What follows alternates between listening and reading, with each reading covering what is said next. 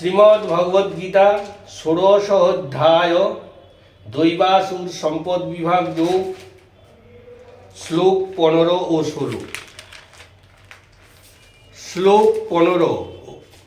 অড্ডোহভিজনবানস্মি কোহন্নো হস্তি সদৃশো ময়া যক্ষে দাস্যামি মোদিষ্য ইত্য জ্ঞান বিমোহিতা।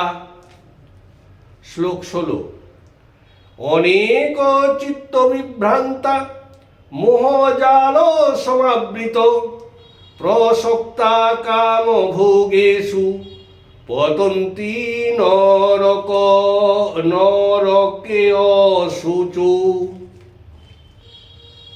আমি ধনী, আমি অভিজাত পরিবার, এই আমার সমকক্ষ অপর কেহ নাই। আমি যজ্ঞ করিব, দান করিব ও আনন্দ করিব।